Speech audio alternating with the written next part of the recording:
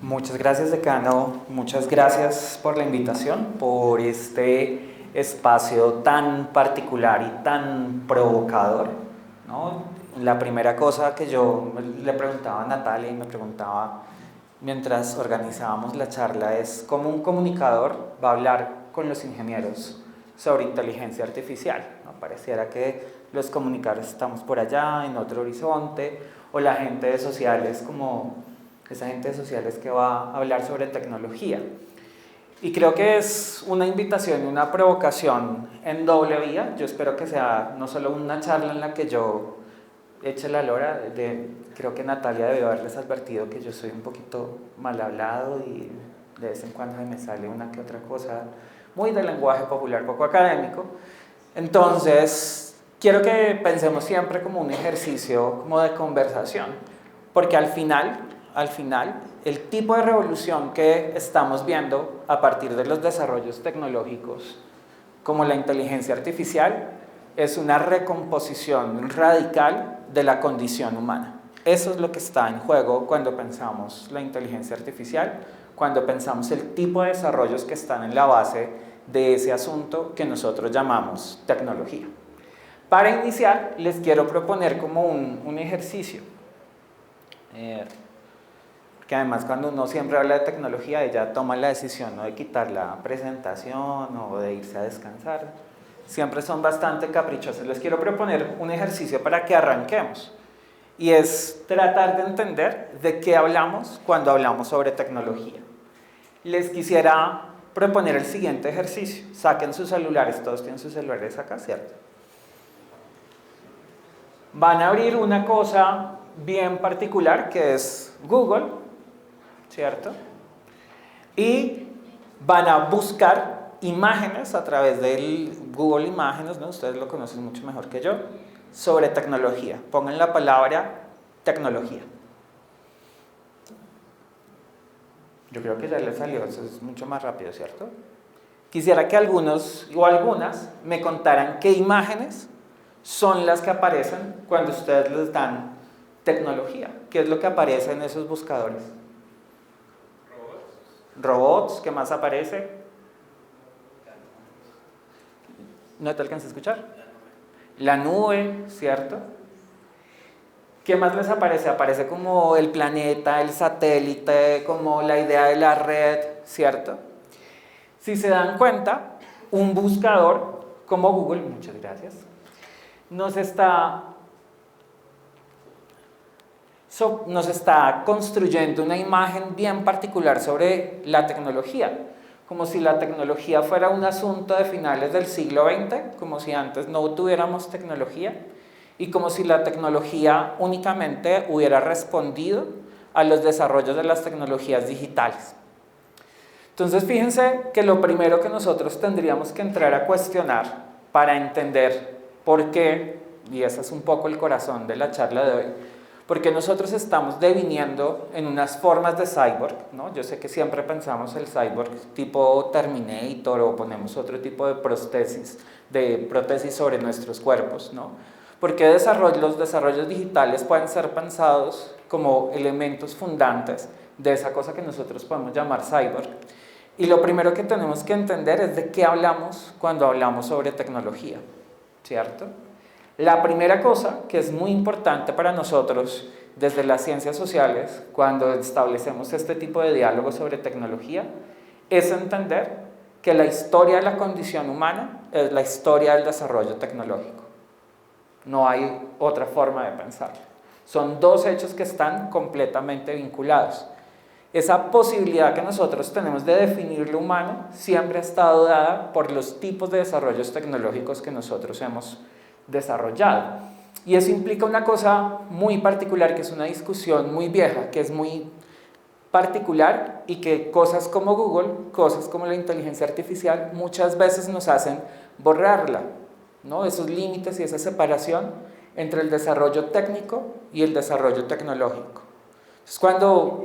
Y como punto de partida, los quiero invitar a que pensemos la tecnología no solamente como los aparatos, como las máquinas, sino como una racionalidad.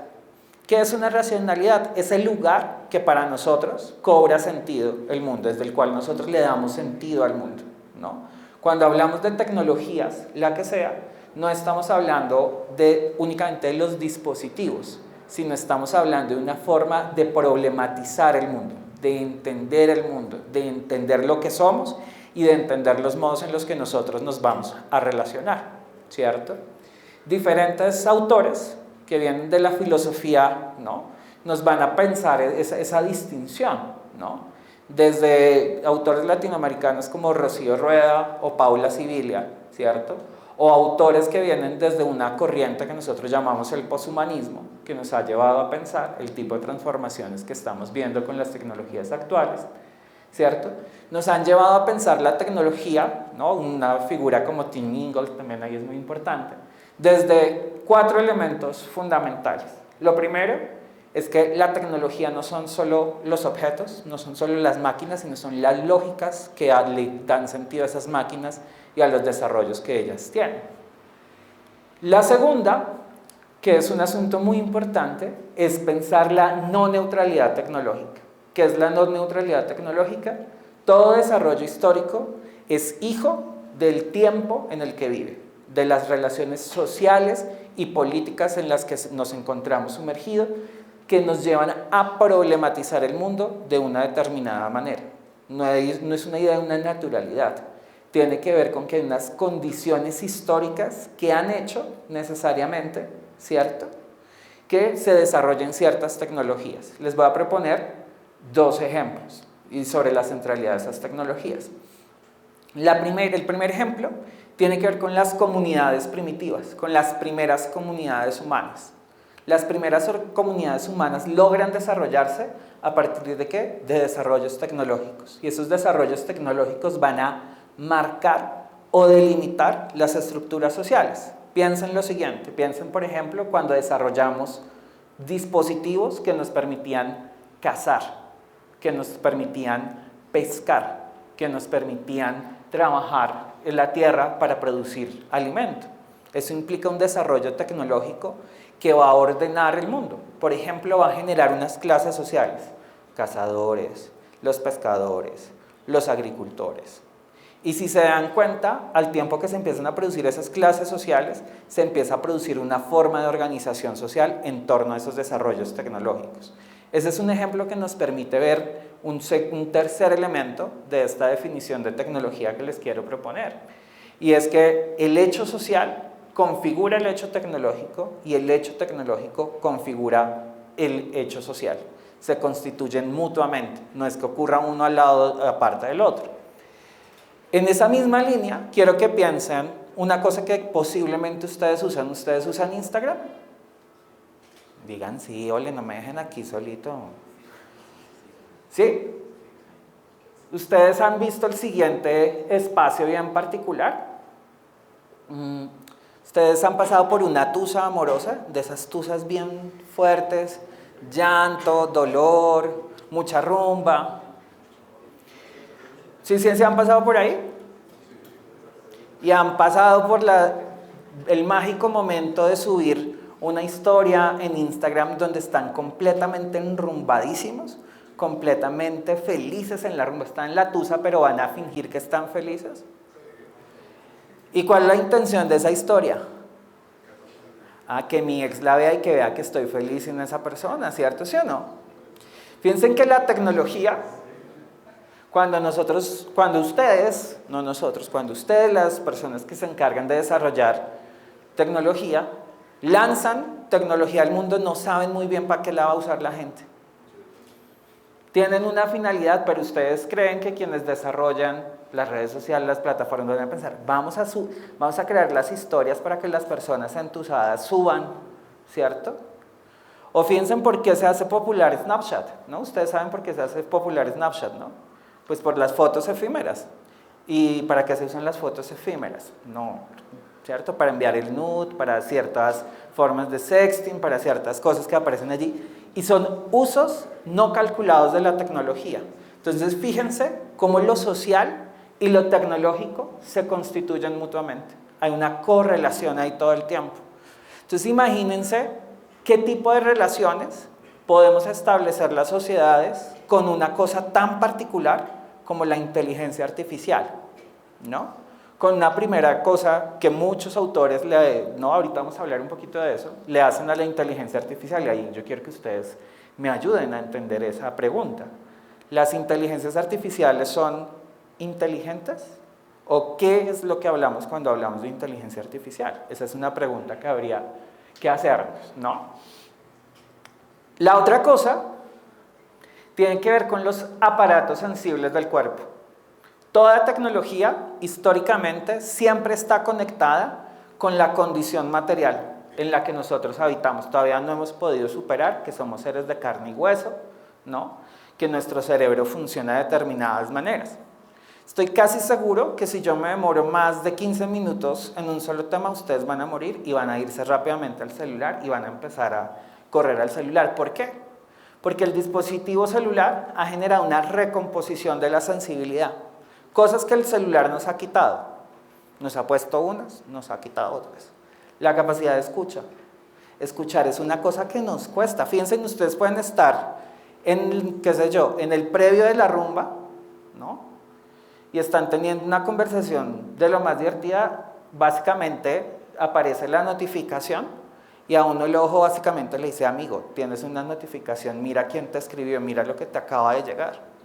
Ni que se diga en clase, yo creo que los profesores hemos padecido ese momento, uno está ahí echándose la lora, guau, 3 doritos después, 15 minutos después, están en el celular. Y no es una cosa, tiene que ver con la transformación que hemos hecho sobre nuestros cuerpos, ¿no? Aparatos que generan hiperestimulación, que están sumados a unos espacios que todo nos tiene que generar estímulos, ¿no? Piensen que es ir a comprar ropa, ¿no? Ustedes han ido a estos almacenes que tienen lucecitas, ¿no? Que tienen olor, que tienen música. Imagínense, en toda la vida del ser humano está hiperestimulada. ¿Cómo podemos competir con una producción de ese cuerpo que se ha hecho a punta de tecnología para generar esa hiperestimulación, ¿no? Entonces piensen que hay una recomposición muy fuerte. Entonces fíjense que las tecnologías no son sobre objetos, no son sobre cosas, no son sobre máquinas, sino con formas de ver el mundo, con formas en las que nosotros nos entendemos. De ahí que nosotros, desde las ciencias sociales, vamos a entender 2 distinciones. Acá ustedes me dirán si ustedes también se mueven en esa distinción. Entre la técnica, que es el dominio de hacer cosas, de transformar en una definición mucho más básica materias primas en objetos, ¿no? ¿Cómo transformo yo las dinámicas humanas, por ejemplo, en datos, que es una de las bases de los desarrollos de las tecnologías algorítmicas, ¿no? ¿Cómo hago yo para generar esa transformación versus eso qué significa? Porque para mí el dato, construir métrica, tiene sentido. Esa es la tecnología. Tiene que ver con el desarrollo de cuál es el sentido que tiene para mí que todos los elementos de la vida se conviertan en asuntos medibles, cuantificables, puestos en datos, ¿no? Fíjense que tiene que ver con una lógica, ¿no? Entonces nosotros vamos a entender que todos estos desarrollos tecnológicos que están en el que usan como base el principio de lo algorítmico, tienen que ver con una transformación en el plano de lo económico, ¿no? Hemos pasado de un sistema que estaba interesado, un sistema capitalista industrial, interesado en la producción de objetos, a un sistema capitalista cuya nueva unidad de valor es el dato. Esa es la gran discusión que proponen las tecnologías digitales hoy por hoy, creo que ustedes lo saben. El problema no es solamente entrenar las inteligencias artificiales, no es solamente producir los algoritmos de las redes sociales, sino es qué hacer con los datos, cómo se capturan los datos, qué es esa unidad de valor, porque esa es una unidad de valor económica y política. ¿Por qué es política? Porque depende de quien esté observando, quien genera esa unidad de valor, ¿no? Entonces fíjense que la historia del capitalismo, del sistema económico, está íntimamente vinculada con el desarrollo de tecnologías de diferente manera.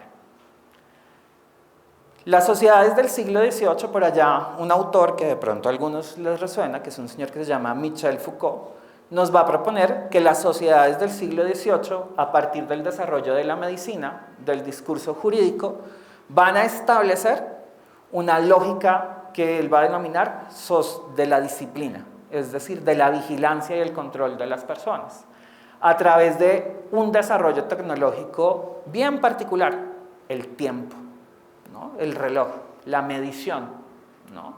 Porque las sociedades se van a organizar en torno a un tiempo y un espacio para cada cosa.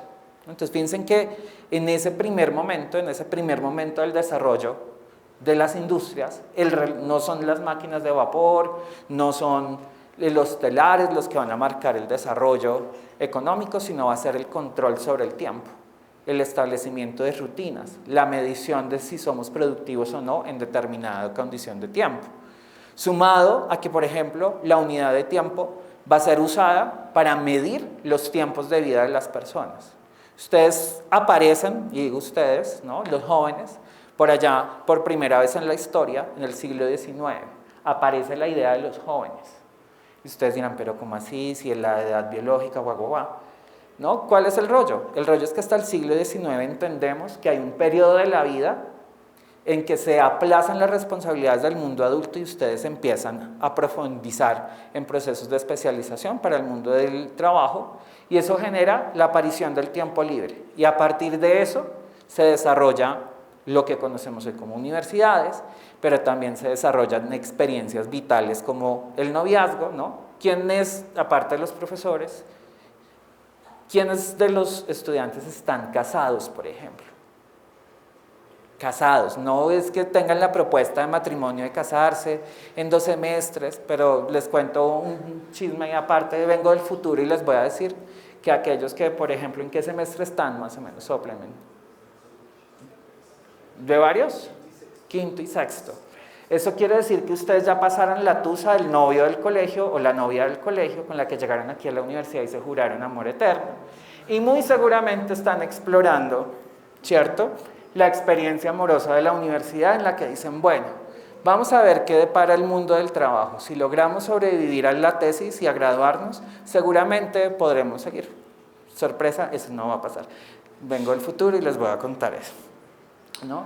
Pero fíjense que todo ese recorrido se hace a través de un desarrollo, y es medir el tiempo, medir qué hace la gente en cierto momento de su vida, ¿cierto? Hay una medición, ¿no?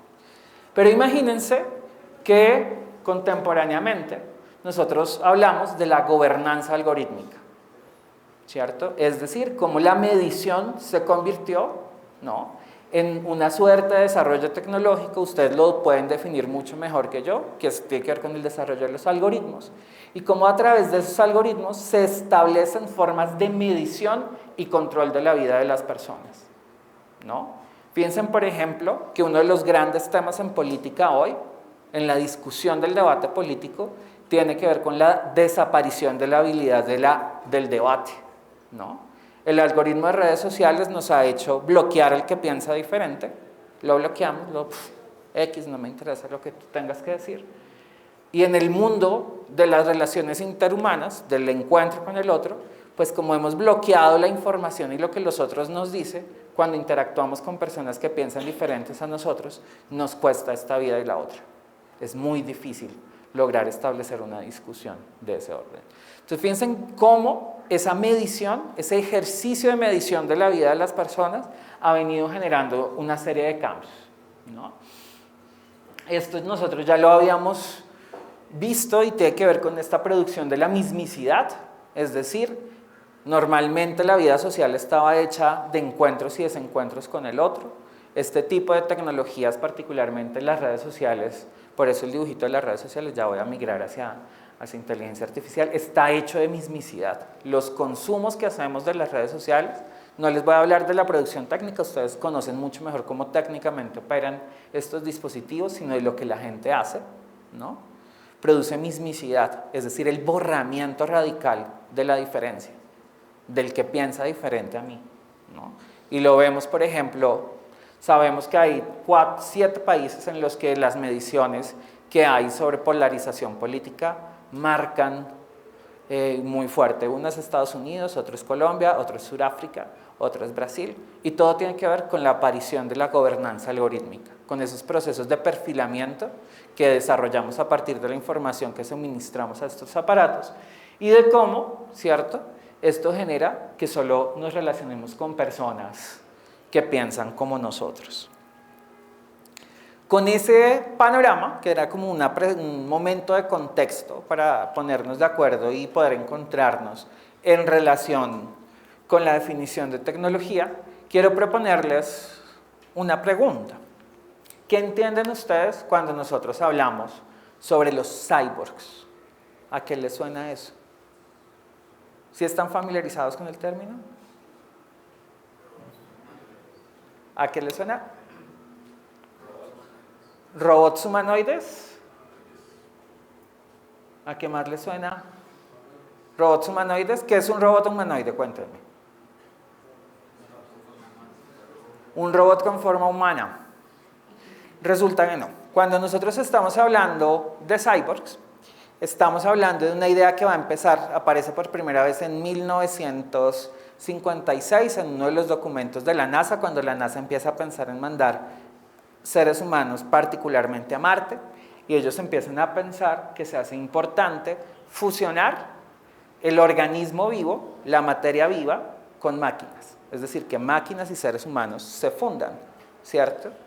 Esa idea va a ser luego tomada, asumida, convertida y llevada a su máxima expresión, ¿cierto?, por la ciencia ficción. La ciencia ficción está llena de cyborgs. ¿Aquí a alguno le gusta el anime? ¿Han visto una cosa que se llama Ghost in the Shell? ¿Qué es Ghost in the Shell? Es un anime que nos cuenta la historia, ¿no?, de Sargent, ¿no? Y Sargent es un cyborg bien particular. Todo su cuerpo es una máquina menos su cerebro. Su cerebro sigue siendo humano, ¿cierto? Vamos a ver esa serie de figuras todo el tiempo en la ciencia ficción. ¿Y por qué hablar de cyborgs para hablar de inteligencia artificial? Pensemos en este momento, ¿quiénes están usando prótesis tecnológicas en este momento? Levanten la mano las personas que creen que están. Exactamente. ¿Solo hay uno? No, hay más. ¿No? Tenemos gafas. Entonces, fíjense que esa fusión entre dispositivos tecnológicos y organismos vivos es una cosa que ya ocurre. No es una cosa del futuro, no es una cosa del porvenir, sino tiene que ver con el tipo de relación que la sociedad contemporánea ha establecido con la tecnología, ¿cierto? Nosotros con la tecnología no hemos construido una división de distancia, sino la tecnología cada vez es un elemento que nos constituye. Hay particularmente dos entradas, una que es la que va a proponer Donna Haraway, que nos va a empezar a proponer lo siguiente: cómo dos de los campos científicos que han marcado el ordenamiento social contemporáneo trabajan sobre una misma unidad de análisis. ¿Cuáles son los dos campos? Las biotecnologías, por un lado, las ciencias de la vida, y todas las ciencias asociadas al mundo de la computación trabajan sobre una misma unidad de análisis que conocemos como dato, ¿no? ¿Qué implica pensar la vida como dato? Es lo que nos va a empezar a proponer Donna Haraway. ¿Qué implica empezar a pensar que la relación que nosotros establecemos con los otros, con nosotros mismos, son datos, son reducibles a ese tipo de unidad numérica, ¿no? No voy a entrar en la discusión de las biotecnologías, pero piensen, por ejemplo, en los desarrollos de las tecnologías genéticas, ¿no? Los desarrollos de las tecnologías que han venido pensando cómo prolongar la existencia humana parten de pensar la vida como un dato, como una unidad que se puede escribir, modificar, medir, ¿no? Piensen qué significa eso, ¿no? Piensen cómo, por ejemplo, cada vez hay más desarrollos tecnológicos que están trabajando con datos propios de la vida, pulsaciones, respiración, ¿no? Todos los que usamos relojes inteligentes y todos los datos que producimos sobre nuestro propio cuerpo en ese espacio. Entonces, piensen que esa idea de los cyborg aparece para pensar una recomposición de la condición humana. Ese tipo de desarrollos que trabajan sobre la vida y sobre la medición hacen una cosa que ninguna otra tecnología antes había puesto en duda, y es que si la idea de lo humano sigue siendo suficiente para pensar lo que somos, ¿no? Fíjense que, por ejemplo, nosotros estamos viviendo en lo que muchos han denominado la era del antropoceno. ¿Están familiarizados con esa idea? El antropoceno es considerada la era de la humanidad en la que el hombre logró tal incidencia sobre el planeta que lo cambió, ¿no? Si vemos la ciencia ficción, ¿no? y la idea de vivir en otros planetas, lo primero que aparece es como una suerte de terraformación, es decir, hacer habitable el planeta para la vida. Nosotros hemos modificado tanto el planeta Tierra que lo hemos modificado todo, ¿no? El clima, ¿no? La relación con el medio ambiente, la prolongación de la vida, cada vez vivimos más años, ¿no? Fíjense que ese tipo de transformaciones parecieran menores, pero quiero que lo piensen como lo propone una señora que se llama Rosy Braidotti, que tiene una idea muy potente que siempre nos ilumina sobre qué tan transformados hemos estado como condición humana y por qué es importante pensarnos desde las condiciones del poshumanismo y del cyborg para entender las relaciones que tenemos hoy. Es la primera vez en la historia de la humanidad que podemos tener bebés sin tener sexo, ¿no? Ya la gente no tiene que tener sexo para tener bebés. Es una opción, pero ya no es la única opción, ¿no? Pero es la primera vez que podemos tener sexo sin tener bebés. Imagínense que esa sola condición, la forma como se producen los seres humanos, ha cambiado, se ha transformado, ¿no? Entonces sería importante pensar si estos desarrollos tecnológicos, ¿no?, siguen manteniendo lo humano como unidad del mundo, ¿no? Acá vuelvo a traer al señor Foucault, que nos dice cómo, por ejemplo, las ciencias sociales y las ciencias humanas inventaron la idea de lo humano por allá en el siglo XIX, cuando empiezan a asumirse a sí mismos como objeto de estudio, ¿no? Entonces, fíjense que habría que preguntarnos, ese tipo de relación constitutiva que tenemos con la tecnología, ¿realmente podemos seguir pensándonos como humanos en el sentido más tradicional del término? O al contrario, yo creo que ustedes se dieron cuenta ayer en las noticias el apagón en España y Portugal, ¿no? Piensen en el nivel de dependencia que tenemos. Se dieron cuenta en las escenas o las imágenes de los edificios del domiciliario bajando por una cuerda con su bicicleta porque la única forma de acceder al edificio era por el ascensor. Entonces, imagínense en el tipo de relación que tenemos con la tecnología, que una cosa que pareciera tan sencilla como esa ha cambiado. Imagínense en la forma de relacionarnos, ¿no? Por ejemplo, los que estamos con el celular, fíjense que muy seguramente están hablando con el amor, con la pareja, están consumiendo bellas imágenes de fútbol en su TikTok, escenas que repiten una y otra vez, ¿no? Entonces, fíjense que hay una transformación bien particular de lo que somos a través del uso de la tecnología y habría que preguntarnos si es suficiente. Piensen ahora ustedes que están más cercanos a la inteligencia artificial, si el tipo de cosas que podemos lograr mediante la inteligencia artificial implica pensar la condición humana de otra manera, ¿no? De ahí que se hace necesaria pensar nuevas metáforas, ¿no? Nuevas formas para entender el tipo de relación que estos desarrollos generan. Piensen ustedes, por ejemplo, la relación que la inteligencia artificial genera con el mundo del trabajo, ¿no? Un mundo que ya era de por sí precarizado, que durante buena parte del siglo XX, desde la segunda mitad, se ha precarizado, ¿no? Que tiene unas condiciones bien importantes. ¿Cómo pensar en el mundo del trabajo con el desarrollo de inteligencias artificiales que pareciera suprimir la posibilidad de vender mi fuerza de trabajo para recibir salario? ¿Qué implica allí? No es caer en el apocalipsis, solo quiero que se hagan la pregunta de ¿qué implica pensar una coordenada de la vida de las personas como el trabajo con el desarrollo de inteligencia artificial? ¿Qué implica con las profesiones que parecieran desaparecer con ese tipo de espacios, ¿no? ¿Qué implica, por ejemplo, que alguien pasa, que es lo que ocurre, toda su vida formándose en un campo de trabajo y que aparezca un desarrollo tecnológico que hace que eso que esa persona duró toda su vida aprendiendo a hacer ya no sea útil o necesario, ¿no? Entonces piensen que empiezan a aparecer una serie de preguntas bien particular sobre lo que somos, ¿no?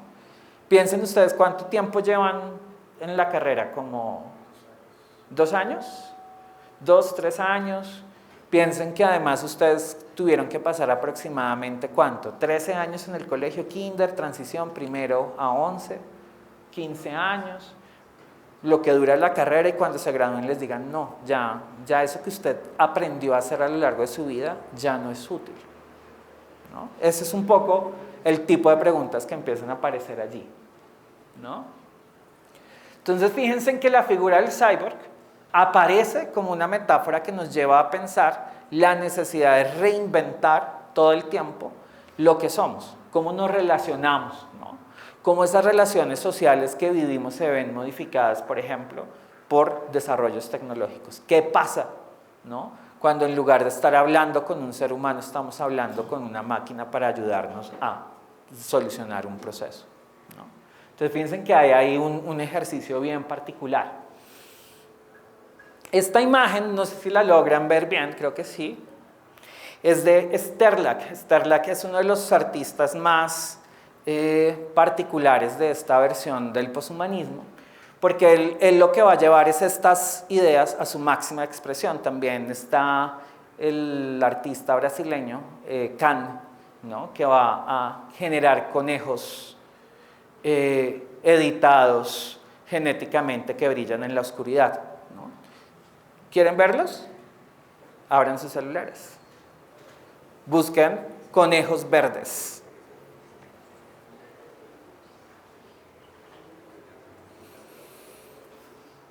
Les van a aparecer unas figuras de un conejo en un fondo blanco que brilla en la oscuridad. Es un conejo que este artista, porque es una obra de arte, es un conejo que este artista va a editar genéticamente con genes de algas para que brille en la oscuridad, ¿no?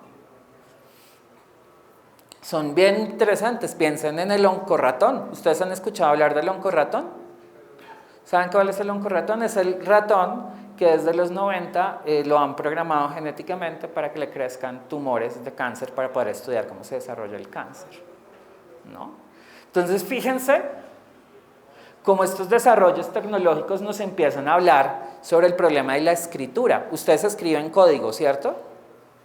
¿Y qué hace el código con el que ustedes trabajan?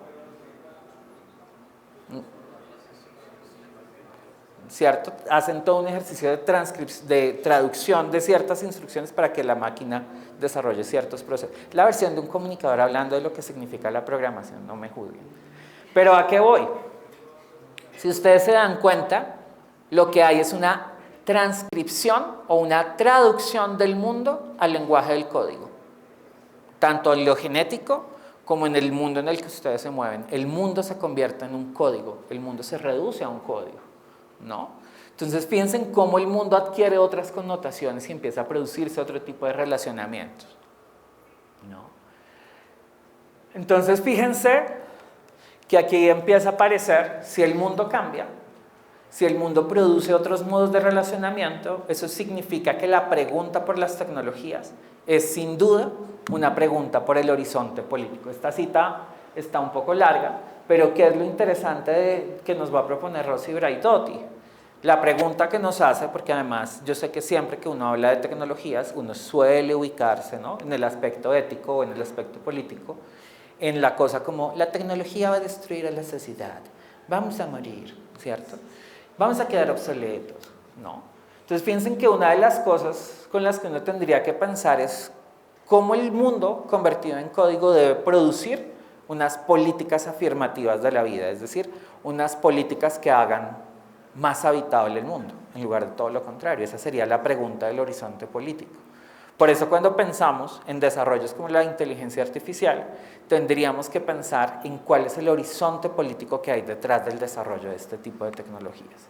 ¿Qué tipo de mundos posibles se hacen habitables, ¿no?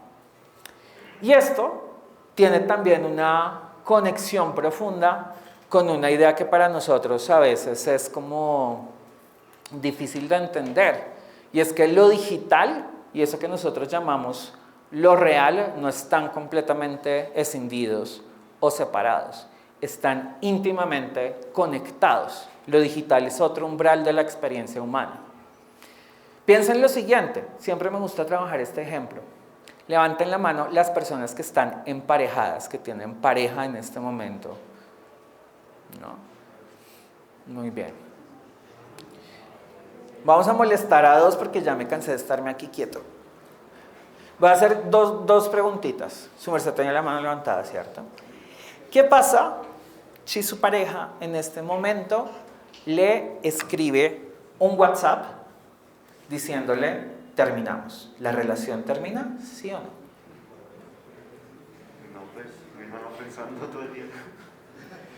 ¿Pero le terminaron? ¿Sí o no?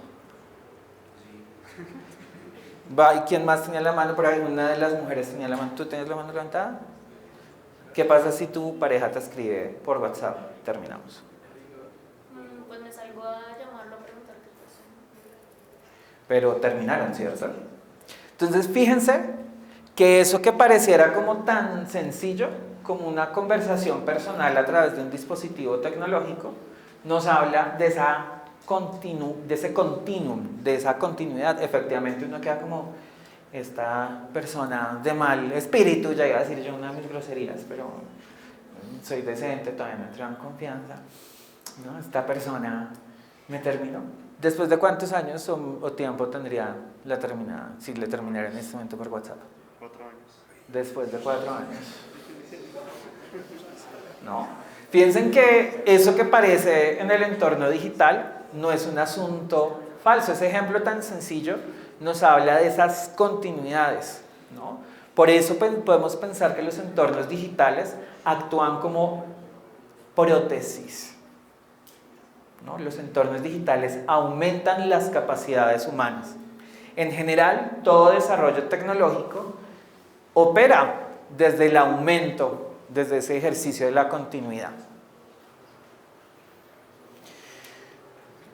De ahí que surge uno de los problemas bien particulares sobre la inteligencia artificial en esos escenarios de la continuidad, ¿no? Y tiene que ver con el problema de la sostenibilidad, tiene que ver con el tema del ordenamiento político que hay detrás de ese ejercicio, ¿no? Entonces, fíjense que los problemas o los procesos que surgen a partir de la inteligencia artificial surgen a partir de esa codificación del mundo, ¿no? Ese mundo como se convierte en una suerte de código y empieza a producir una serie de elementos bien particulares en ese desarrollo, ¿no? ¿Cuál es el asunto? ¿No? Que el dato como unidad de valor, ¿no? Y las plataformas en general como elementos que permiten esa extracción, ese proceso de minería de datos, empieza a producir una nueva suerte de problemas bien particulares, ¿no? Y ahí nosotros podemos encontrar lo que algunos autores van a denominar como las tensiones entre la ciencia prometeica y la ciencia fáustica, ¿no? Buena parte de los desarrollos tecnológicos que nosotros vemos están en el marco de lo que algunos autores llaman la ciencia prometeica. La ciencia prometeica tiene que ver con el perfeccionamiento de la condición humana, con que vivamos más, con que vivamos mejor, ¿cierto? Pero la ciencia fáustica, por otro lado, es un tipo de desarrollo científico que promete la superación de la condición humana, ¿cierto? Y es ahí donde encontramos las preguntas que están orientando los desarrollos o pensar las políticas en el marco de las inteligencias artificiales, ¿no? Entonces, fíjense que aquí empieza a aparecer el reto que propone la inteligencia artificial. Es que la inteligencia artificial va a proponer un cambio en el estatuto de la condición digital. Si antes lo digital era pensado como un repositorio, como un escenario que nos permitía a nosotros mover datos, mover información, ¿cierto?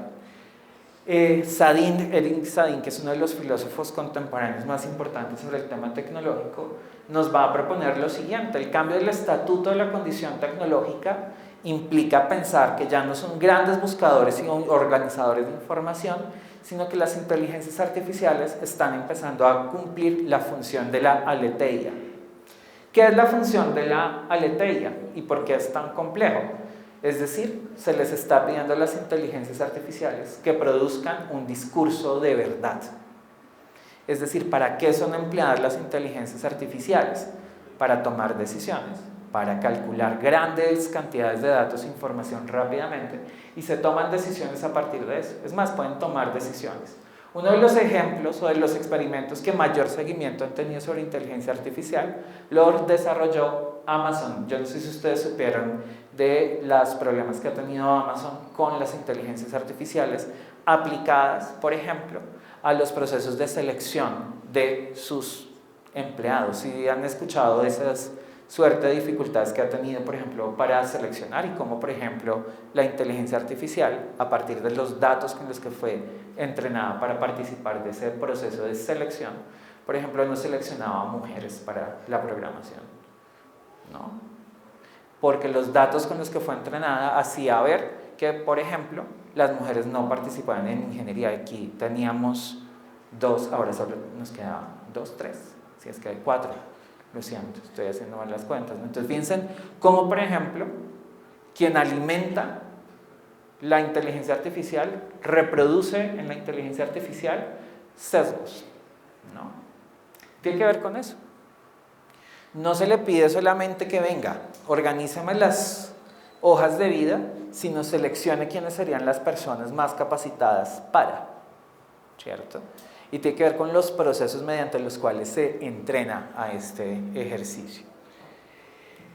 Fíjense que además la inteligencia artificial, y es uno de los grandes retos que hay en el fondo, tiene que ver con que trabaja ya no solamente para aumentar la capacidad de hacer un cuerpo, sino opera siguiendo los modelos de la mente, ¿no? Ustedes los conocen mucho mejor que yo, las formas del lenguaje, y ese es un cambio fundamental, porque no se espera que la inteligencia artificial actúe, ¿cierto? Como una prótesis, como mi gafa que me permite a mí ver más, sino se espera que procese, que piense, ¿cierto? Ahí viene la pregunta si es inteligente o no. Ustedes que dicen, ¿la inteligencia artificial es inteligente? Se puede hablar de inteligencia cuando hablamos de, por ejemplo, de un elemento como la inteligencia artificial cuya experiencia escapa, o se le escapa más bien, la experiencia corporal con la que nosotros podemos aprender y desarrollar procesos de aprendizaje. O, por ejemplo, el lugar de las emociones en la forma como nosotros solucionamos problemas. Ese es uno de los grandes problemas o de los campos de trabajo, ¿no? La computación afectiva, que la va a trabajar Rosalind Park, ¿no? Que es del mundo de la ingeniería, que está pensando cómo hacer para saber si las máquinas pueden sentir cosas, ¿no? ¿Qué pasa con el problema de la percepción? Entonces fíjense que ahí empieza uno a cuestionar si cuando hablamos de inteligencia artificial estamos hablando de algo inteligente. Esa es una de las preguntas que nos haría. ¿De qué hablamos cuando hablamos de inteligencia?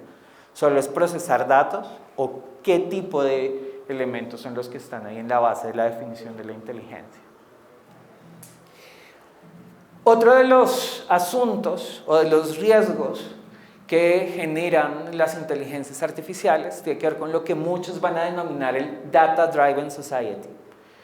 Tiene que ver con una sociedad que toma sus decisiones y organiza el mundo a partir de los datos que captura y que procesan elementos como las inteligencias artificiales, ¿no? Podemos gobernar el mundo solamente a partir de los datos que yo produzco. Por ejemplo, si ustedes no lo saben, uno de los problemas que tuvo, por ejemplo, los primeros desarrollos de las tecnologías aplicadas a la fotografía de color, ¿no? Ustedes alcanzaron a ver los carretes de fotografía, ustedes ya son 100% de la generación de la fotografía digital. De la digital, ¿sí o no? Nosotros sí, pero... ¿Qué pasa con los carretes? Resulta que los primeros carretes de fotografía a color, la forma como funcionaban los químicos que permitían la reproducción de la imagen, estaban hechos con una escala de pensar la piel humana, o para que se reprodujera la piel, solamente para las personas claritas de piel.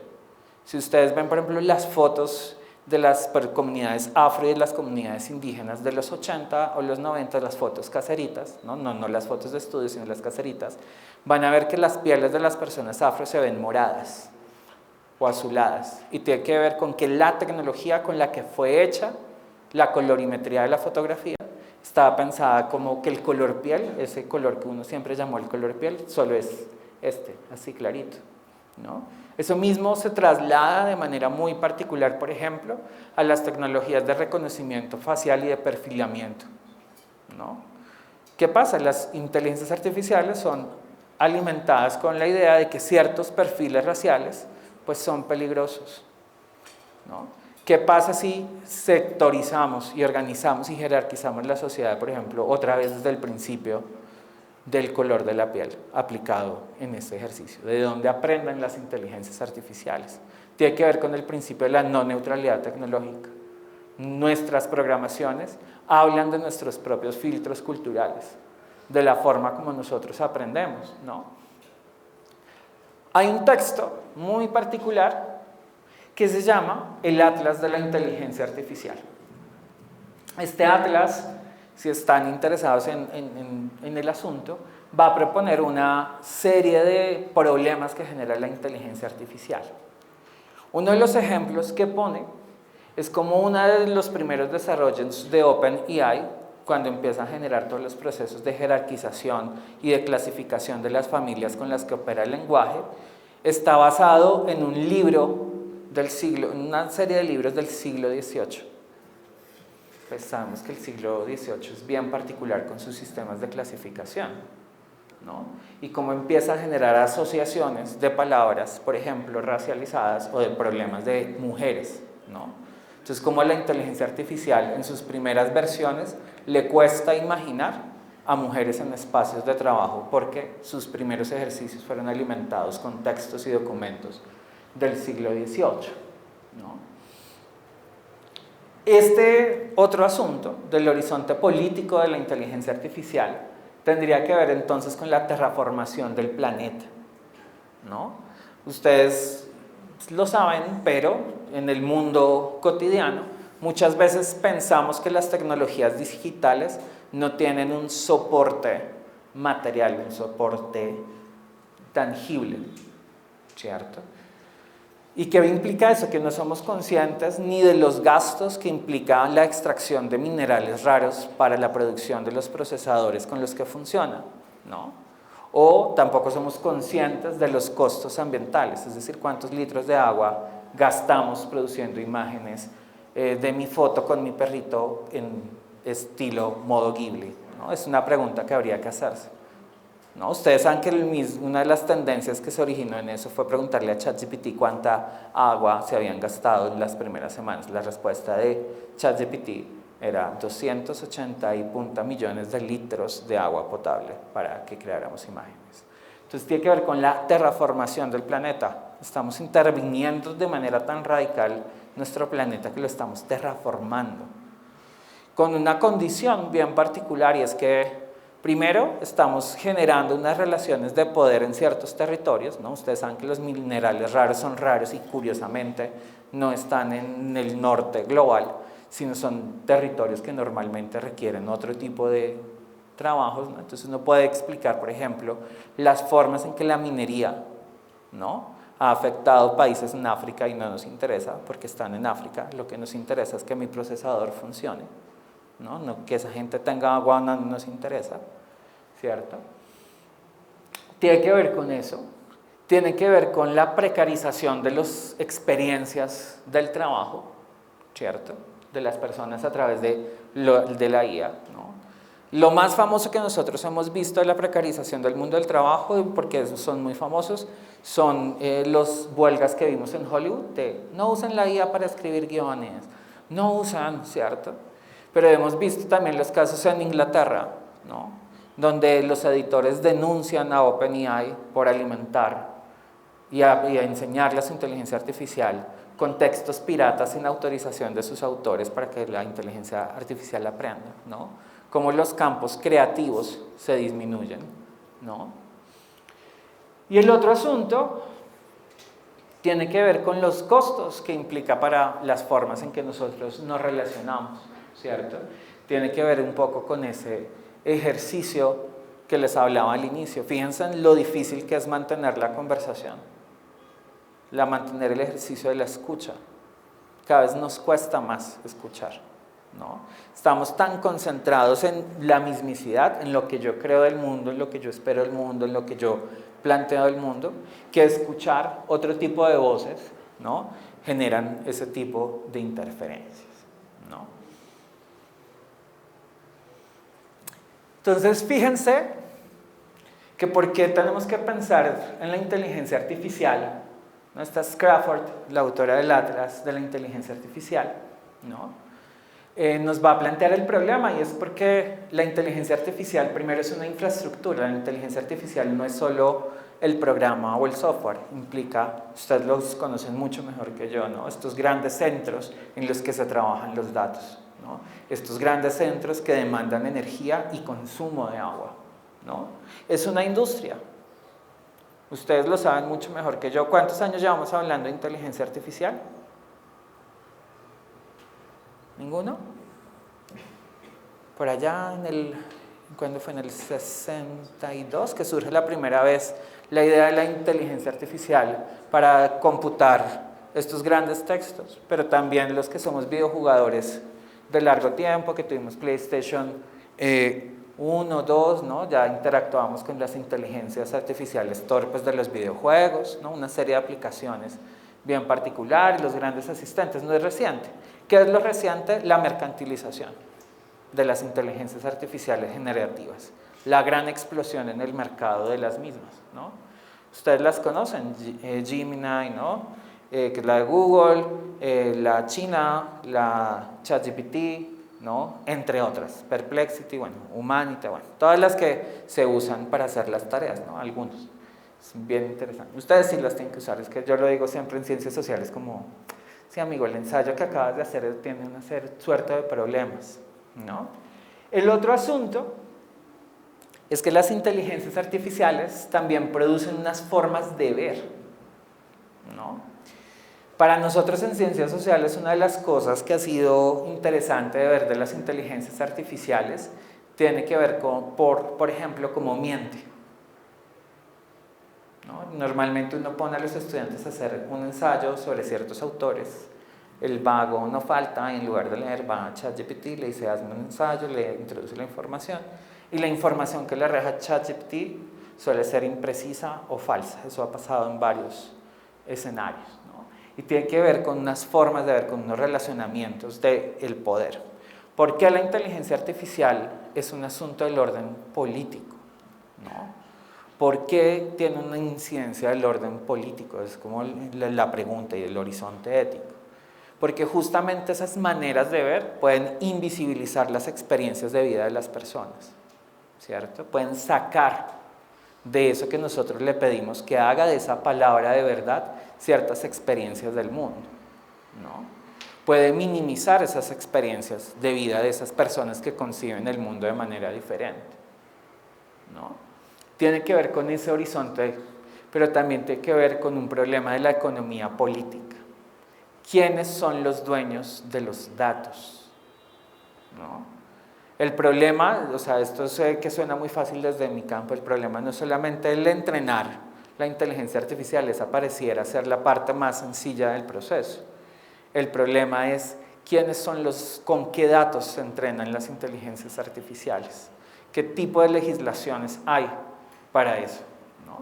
Piensen lo siguiente, ¿cuántos años llevamos tomándonos selfies y nuestros rostros ya no son nuestros, le pertenecen a Meta, ¿no? Piensen, esa es una idea bien particular allí, ¿no? Bueno, esa sería como no sé, ¿cuánto tiempo? Me has dicho como una hora, ¿cierto? Sí. O me extendí o me quedé cortito, está perfecto. Esa es como la idea en el fondo, tiene que ver con la condición política de la inteligencia artificial. Tiene que ver con entender que eso que programamos, lo programo desde mi experiencia particular, no lo programo desde una visión con el otro. Esa es como la pregunta que quisiera como dejarles en ese sentido. Listo, muchísimas gracias. No sé si tengan alguna pregunta para nuestro conferencista del día de hoy, o quedaron tan impactados con las preguntas. Ese siempre es el reto del encuentro entre las ciencias sociales y la ingeniería. Siempre nos miramos como, ¿Qué Pero acabas de eso no siempre decir? será fácil, por dedocracia, ¿cierto? Saquemos dos preguntitas por dedocracia. Listo. Gallardo, la primera.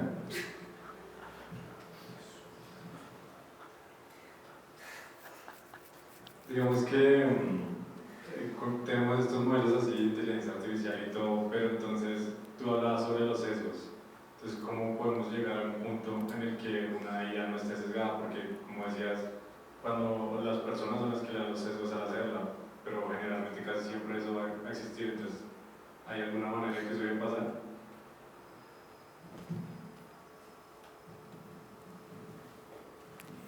Yo voy a responder desde la lectura, que es una pregunta muy chévere porque tiene que ver con el problema de la reflexividad de la ciencia. Cuando nosotros miramos la filosofía de la ciencia, miramos, por ejemplo, lo que nos va a proponer una persona que es Donna Haraway en un texto que se llama El testigo modesto. ¿Y qué propone Haraway en ese testigo modesto? Propone que toda forma de experimentación científica siempre va a tener un sesgo. Es imposible que escape al sesgo, por una condición muy particular, porque el experimento siempre lo hace una persona humana. Y todo humano siempre tenemos sesgos porque ocupamos un lugar histórico, un lugar social, ¿no? No va a ser lo mismo, por ejemplo, hablar con mujeres sobre cómo experimentan la ciudad a cómo la experimentan los hombres, por ejemplo. A nosotros no nos piropean todo el rato, no nos miran todo el rato, ¿no? Entonces, cuando yo entro a hacer un ejercicio de programación de una inteligencia artificial que busca, por ejemplo, que las personas circulen por la ciudad, si la programo yo desde mi punto de vista como hombre, va a ser muy diferente a lo que ocurre con la mujer, ¿cierto? Entonces, ahí ese es un primer elemento, es imposible.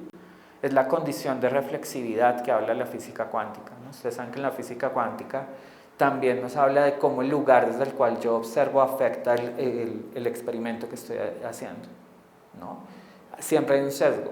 ¿Cuál es el problema? El problema es qué es lo que esperamos nosotros de la inteligencia artificial, que tiene que ver con eso que les hablé muy rápidamente sobre el problema de la verdad. Si yo espero y uso y lanzo una inteligencia artificial como ChatGPT con la esperanza de que los sujetos acudan a ese espacio para hablar sobre la verdad, o sea, ¿no? Hazme la tarea de, hazme tal cosa y no tengo el más mínimo control, filtro o sospecha sobre eso, ahí es donde está el problema. El problema no es solamente en la programación, tiene que ver con una sociedad que no está formada para el tipo de escenarios que genera la inteligencia artificial, ¿no? Lo vemos con todas las tendencias memeras que se producen con ChatGPT o con la inteligencia artificial que sea.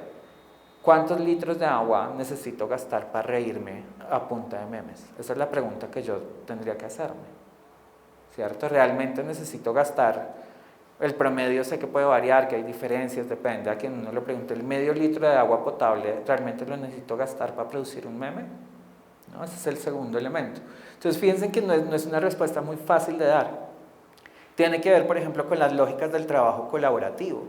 Es decir, yo, ingeniero, me encierro solo en mi laboratorio, ¿no? Y programo yo solito, ¿no? Y ignoro lo que pasa en el mundo. O empiezo, por ejemplo, a acudir a gente de las ciencias sociales. Oiga, mire, estoy haciendo esto, ¿qué piensa de este código? Oiga, estoy entrenando mi inteligencia artificial con este libro que me parece chévere. Respuesta del cientista social. Ese libro tiene unos problemitas porque es un poco racista, deberías introducir otro tipo de cosas, ¿cierto? Tiene que ver con los trabajos colaborativos y con una cosa que es muy difícil, que es el trabajo inter y transdisciplinario, ¿no? Si ustedes ponen a un comunicador, si ustedes hicieran el ejercicio inverso, ¿no? Van y le dan una charla a los comunicadores sobre inteligencia artificial, van a agonizar, ¿cierto? Por eso me parece muy chévere el espacio, porque es forzarnos a escucharnos lo que tenemos que decir los otros campos del conocimiento sobre un objeto en particular que está generando una transformación radical en cómo somos, ¿no? Recuerden ustedes, por ejemplo, cuando OpenAI empieza a señalar que quiere entrar a la bolsa, ¿no? Porque ustedes creo que saben que OpenAI empieza como una empresa sin ánimo de lucro y luego empieza, ¿cierto? Empiezan a aparecer las organizaciones, particularmente en Europa. Se me acaba de olvidar cuál es el centro de Europa que regula éticamente el uso de inteligencias artificiales, es decir, no, frenen todo, ¿no? Y es muy gracioso escuchar la carta que sacan es una carta que dicen, denos 15 días para estudiar éticamente el problema de la inteligencia artificial. Tiene que ver con preguntarnos todo el tiempo que estamos efectuando el ejercicio de programación, ¿cierto? ¿Esto qué es lo que la gente puede hacer con esto? ¿Cuáles son los límites que tiene este desarrollo que estoy haciendo? ¿Esta inteligencia artificial que estoy desarrollando es todopoderosa? ¿O tiene unos límites? Y ser consciente de esos límites. Sí, está teniendo un eco y una regreso. Pero sí tiene que ver con eso, tiene que ver con una pregunta de entender que siempre hay un sesgo. Siempre tenemos que ser claros con los puntos ciegos que ese objeto de conocimiento que estoy construyendo tiene, ¿cierto? Siempre hay un sesgo, no es neutral, ¿no? Digamos que tiene que ver con poner en duda esa idea de la objetividad también. ¿Qué tan objetivos somos cuando yo mismo tengo sesgos? Listo, perfecto. ¿Alguna otra pregunta? Uy, tenemos preguntas.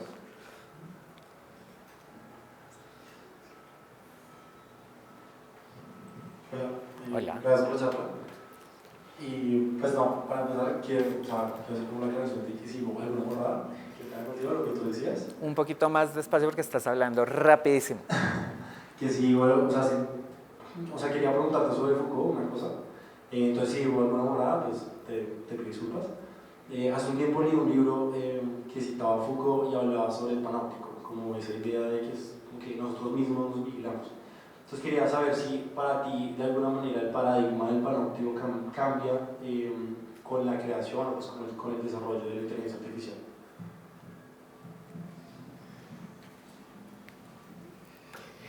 Digamos, para explicar un poquito, cuando hablamos del panóptico, tiene que ver con un modelo de sociedad, ¿no?, en el que todos nos vigilamos y nos regulamos. Digamos que Foucault asume esa idea a partir de la arquitectura de la cárcel, que es una cárcel redonda en la que el centro está la torre de vigilancia y a toda hora nos pueden vigilar a los presos, pero los presos no saben si están siendo vigilados. ¿Qué pasa cuando uno está sometido a ese tipo de sociedades? Pues que básicamente uno se convierte en su propio policía, ¿no? Interiorizo mi versión policía, entonces me comporto bien porque no sé en qué momento me van a sancionar. Y hay una vigilancia total de cada acción humana.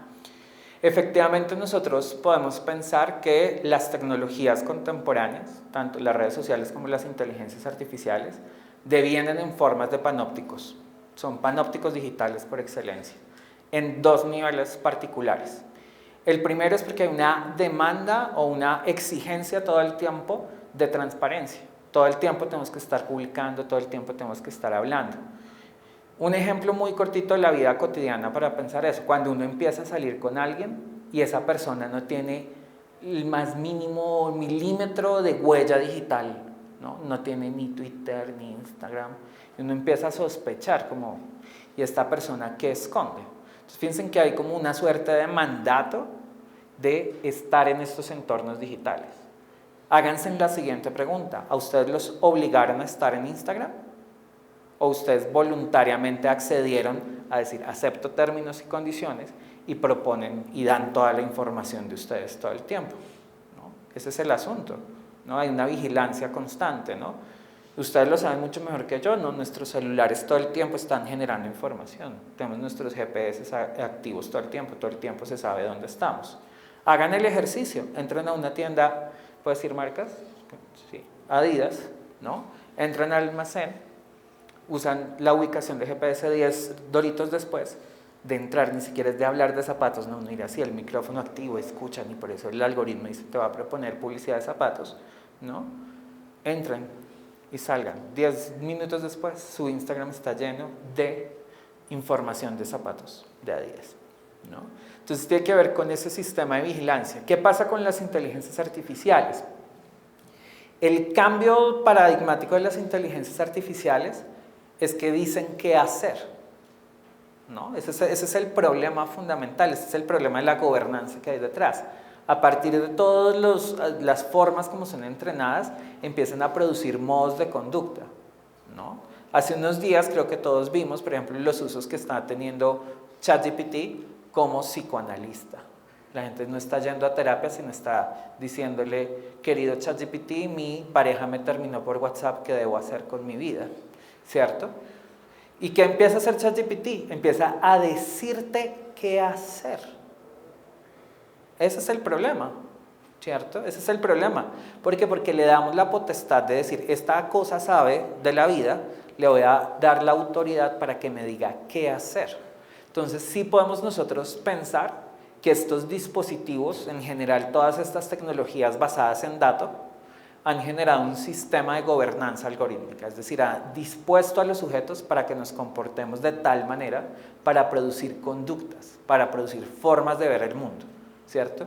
Que están llenas de sesgos, que están saturadas, ¿no? Hay un texto muy interesante que propone múltiples ejemplos que se llama Armas de Destrucción Matemática, ¿no? En el que justamente una ingeniera se va a nuestro bando y empieza a producir una crítica de lo que pasa con los datos en diferentes empresas en las que ella ha trabajado, ¿no? Y empieza a ver cómo se producen esos sesgos, cómo empieza, por ejemplo, en el caso de los Estados Unidos, bueno, ahorita vamos a ver qué pasa con Trump, pero tiene que ver, por ejemplo, cómo los profesores, los sistemas que corrían las hojas de vida, analizaban y tomaban decisiones sobre los ascensos, estaban atravesados por sesgos de raza y de clase. Si te formaste en tal universidad, muy seguramente no ibas a poder ascender en el marco del algoritmo, es lo que señalaba ese ejercicio, ¿no? Que tiene otro tipo de usos. Otro tipo de usos como lo que fue Cambridge Analytics, ¿no? Si saben cuál fue el uso de Cambridge Analytics, el lugar que ocupó en los procesos de elección, la gente siempre dice Trump primero, pero es el proceso de Obama y de Trump, ¿no? Como a través de la perfilización se empezó a bombardear a la gente con cierta información para incidir directamente en los procesos electorales. Tiene que ver con un sistema complejo en el que, como esperamos que la inteligencia artificial diga palabra de verdad, le hacemos caso, ¿no? Entonces, efectivamente, sí son unas formas mucho más sofisticadas de esa forma de vigilancia y control.